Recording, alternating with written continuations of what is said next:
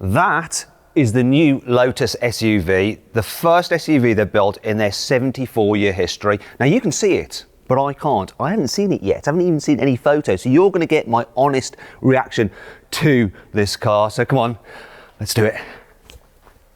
Ah, this is interesting. It's not quite what I was expecting. It's a bit lower, very aggressive at the front. Sort of reminds me a bit of a Lamborghini Urus, but even more futuristic. Is this a concept or a production car? Production car. That's actually going into production like that. Let's have a look at the back. It's pretty swoopy, isn't it? Oh, I like this. I'm a bit of a fan of a light bar, and this has got one serious light bar. This reminds me of the Avaya.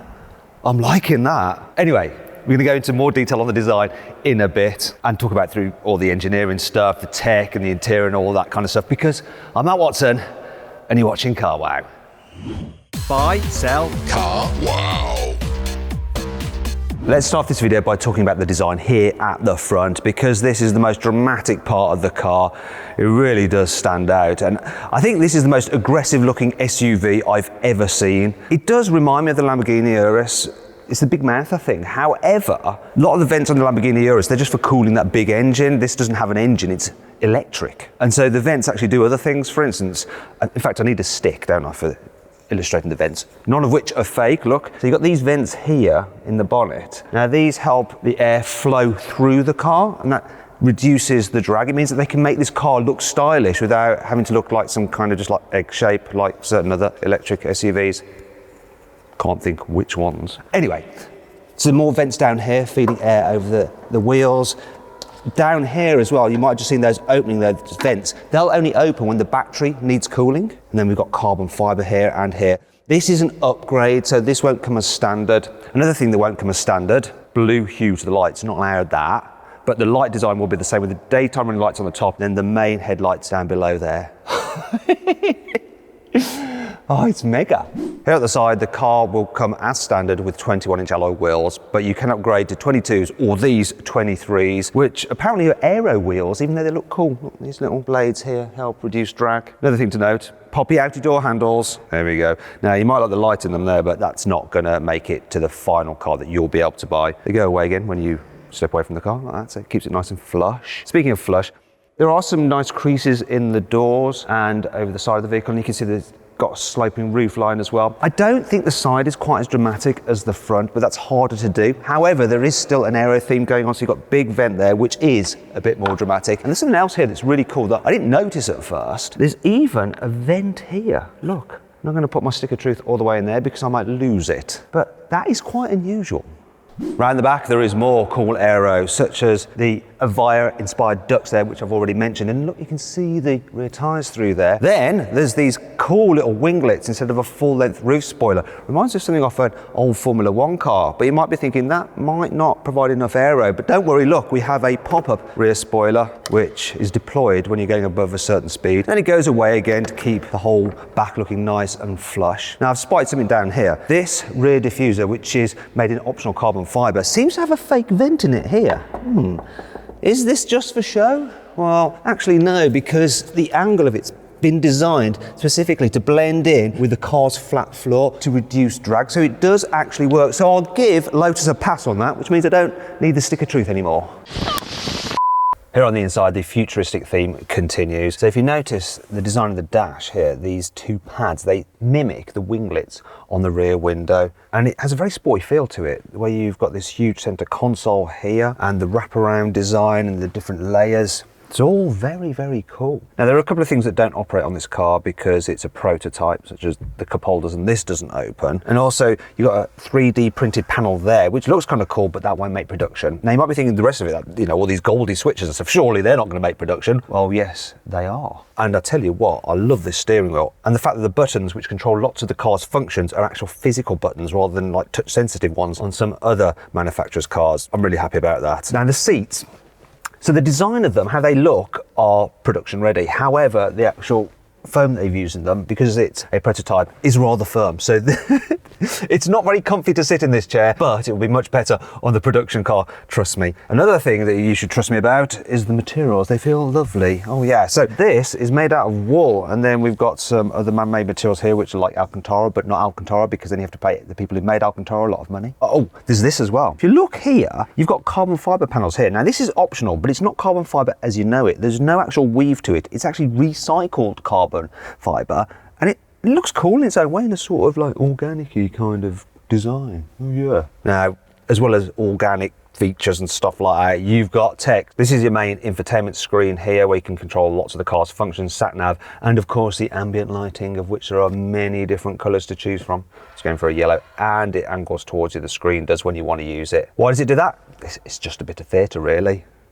Cool theatre. Now the screen on this car isn't what's going to be in the final production car. They're going to have a higher definition screen, an OLED one, no less. So you've also got a digital driver's display there, very thin strip, so just the key information served up there, because you've also, as standard, got a heads-up display. And if you want, you can get a display for your passenger as well, so they can see how quickly you're going, or how much range is left in the battery. Now, some other things that I like on this car are the speakers. So it uses a KEF sound system, this car. I actually have a KEF sound system at home. It's really, really good. And the little tweeters here, they are in gold. Though you might be thinking, wait a minute, all this is a little bit too gauche for me, Matthew. I don't want a gold interior of my car. Don't worry, there are 3 other interior trims. You might also be thinking, well, vegan's all well and good, but do you know what? I like to kill some cows. I'd like leather, thank you very much.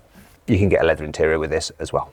Now let's talk about power. So this SUV has 2 electric motors, one on each axle, and combined they will have at least 600 horsepower. Lotus says this car will do 0 to 60 in less than 3 seconds and will have a top speed of around 162 miles an hour. Now for comparison, a Tesla Model X Plaid has 3 electric motors and it has over 1,000 horsepower, and that can do 0 to 60 also in less than 3 seconds, 2.5.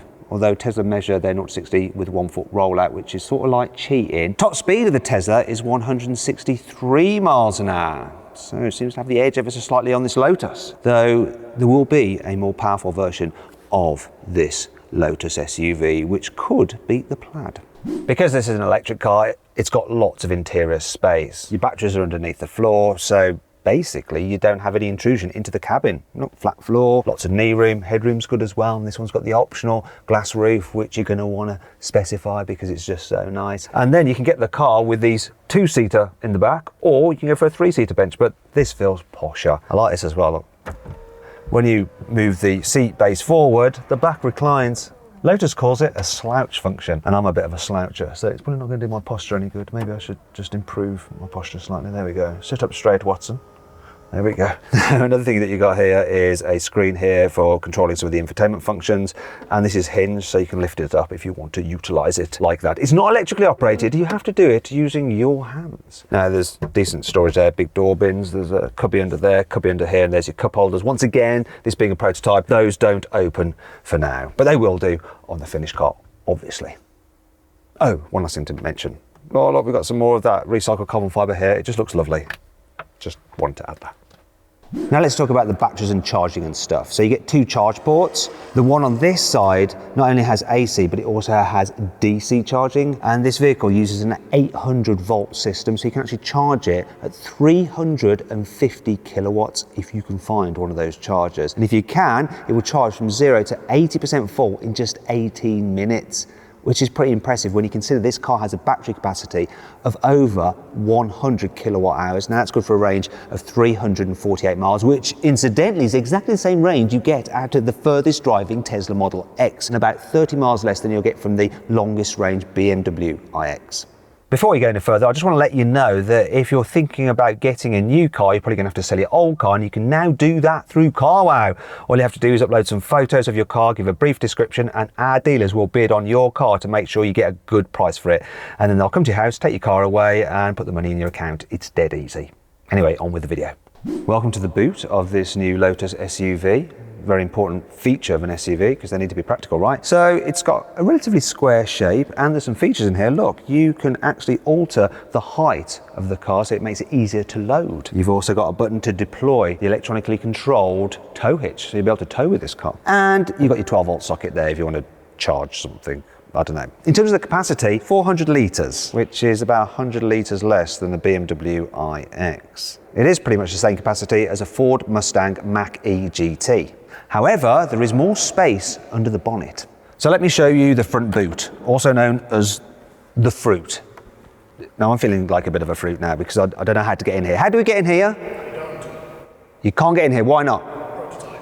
Oh, yeah, of course. Yeah, so Lotus aren't letting us see under here. Obviously you'll be able to in the road going car, and you will have 77 litres of extra storage capacity apparently, but I can't vouch that because I can't see. It's prototype stuff. This big SUV will actually share its platform with a smaller SUV Lotus is going to build and a large saloon car to rival the Tesla Model S or the Mercedes EQS. Now, to help keep the weight down, its structure is made out of aluminium. However, because this is the largest vehicle that Lotus has ever made in terms of its height, width and length, it's also going to be the heaviest. Now, Lotus's mantra is supposed to be all about building in lightness, and it's quite hard to do when you're talking about a big electric SUV with a huge battery pack. So this thing is probably going to weigh in at well over 2 tons. So much for Colin Chapman's mantra. Anyway, let's move on because the people from Lotus are looking at me with slightly cross faces. A big, heavy electric SUV is going to need some big, powerful brakes in order for it to be able to stop well. And these brakes look suitably large enough. I mean, look at the size of these calipers here. And if you are into some hardcore track driving, you can get carbon ceramic brakes as well for this car. Now, as standard, it comes with air suspension and it's adaptive, so it will alter the ride height depending on how fast you're going. Also, you can actually raise at the ride height for when you're going off-road. In fact, this is the first ever Lotus to have an off-road driving mode. This SUV may be a bit of a departure from Lotus's heritage of building lightweight vehicles. Hopefully though, it will still continue the Lotus theme of a vehicle that is fun to drive, and you can actually fit various options to make sure it's as sporty as possible. For instance, you can get the car with rear wheel steering, which will make it more agile. You can also get adaptive dampers, so when you press a button, it'll actually become firmer and stiffer the suspension for a more sporty drive. You can get active anti-roll bars to stop it leaning so much in the bends, and upgrade it with an electronically controlled limited slip differential for torque vectoring across the rear axle. Now, once you're done having fun on a twisty road and you can't be bothered to drive anymore, then this car can take the strain because it's got level 4 autonomy. That means that as well as the usual driving on a motorway, it can actually drive itself in certain designated areas. The idea being that you could just pull up at the shops, it'll go park itself and then come back for you when you need to get back in the car. Now, in order to do that, it has something called LiDAR, which is basically radars using lasers, so infinitely cooler. The trouble with LiDAR systems is that the actual sensors look a bit ugly, and that's why Lotus has hidden them until they're needed, and they pop out like that. And it's a good job they're hidden until needed, because the one up there makes the car look a bit like a London taxi. Now, another feature this car has is lots of cameras around it, so you've got various 360-degree cameras here and here, so they are used when the car's maneuvering itself, but also you can actually then get a 360-degree view round the car so that you don't curb the wheels. Now, you probably noticed these, I haven't mentioned them yet, but they are cameras instead of door mirrors, a bit like on an Audi e-tron, and a bit like on that car, they are optional. So if you'd rather have standard door mirrors, you can, which I think you should do, because the location of the screens for these is a little bit lower than where the actual door mirror is, so you end up having to look down. It just feels a bit odd. There are 3 key things I haven't told you about this Lotus SUV yet. The first is the price. So it's going to start from around £100,000. The second, sorry, I'm not meaning to swear at you, is the on sale date. So it'll go on sale in 2023. And the third is the name. This is the Lotus Eletra. Now, not Electra, Eletra. Spelled E-L-E-T-R-E. And according to Lotus, that is the Hungarian for coming to life. Though I actually put it into Google Translate. And in Portuguese, Eletra means electric, which surely is just far more relevant.